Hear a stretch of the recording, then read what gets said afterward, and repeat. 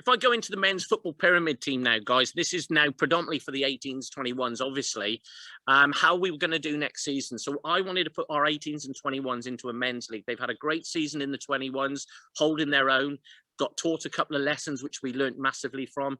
But in general, we were coping with it. And I just want that progression now to go into men's football. So we were looking at the football pyramid.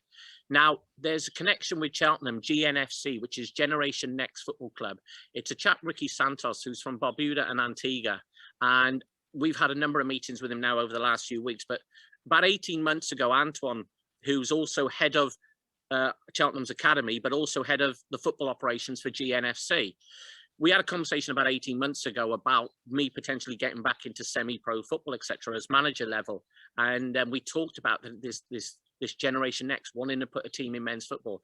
So they're based in Barbuda Antigua. They've got an academy out there.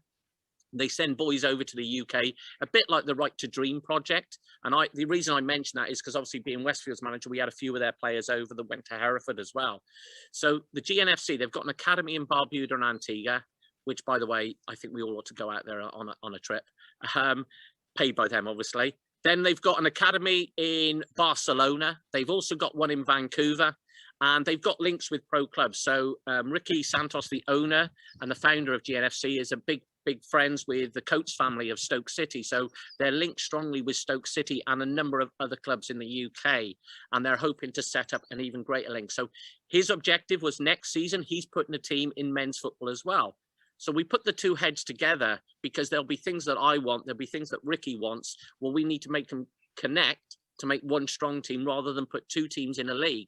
So this is where we've thrown our heads together, had a number of meetings, and we're going to enter the Cheltenham Association Football League, which is step 8 of the football pyramid. To give you an idea where that's at, this season our 21s and 18s have played Wellington and Lads Club, they're step 6. Westfield's a step 5, Hereford a step 2.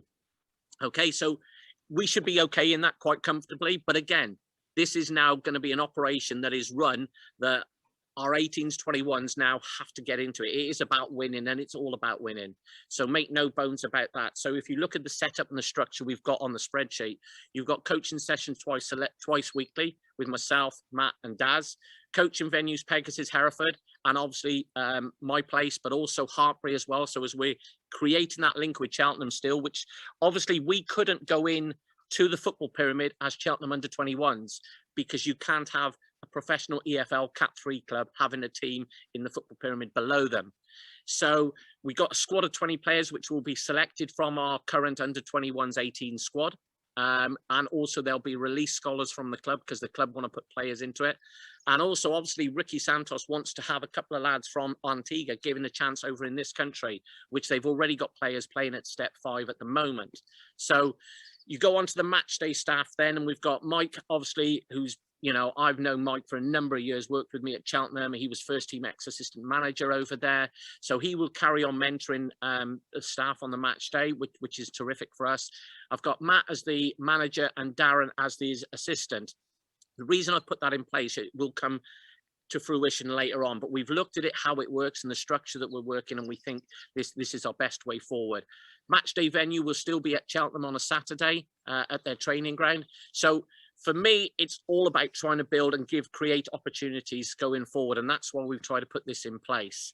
And this is the whole staffing procedure that we've been trying to put together to make us stronger together as a unit going forward. And obviously you've got the first team, that's the pinnacle where we've got to go, down to the bottom right where we start with our under 9s. And this is why we send our under 9s and our under 10s to Yate, because a lot of our boys in the 18s, 21s started at this age group. And they didn't go to Yate. So they started under 11s. They started playing JPL football. So we're starting them younger so as they can thrive even greater. Because we've got a lot of our lads that are under 18, didn't do that are playing in our under 21s and on the fringe of it, that I think had they played at Yate at under 9s, could be starting in that.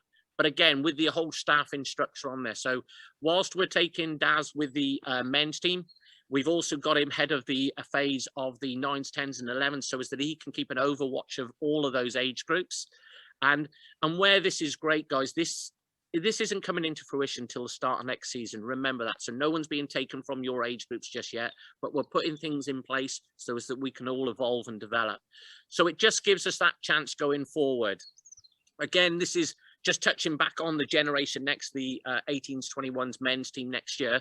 So if you want to Google it, you can, by all means, go and Google Generation Next FC, Ricky Santos. He's the head of it. You've got Antoine, obviously, as the director of football, myself as the head coach, and Matt and Daz as the match day managers, because I will be tied up elsewhere on a Saturday. But I will be doing at least one of the sessions in the midweek training. But it just gives you an idea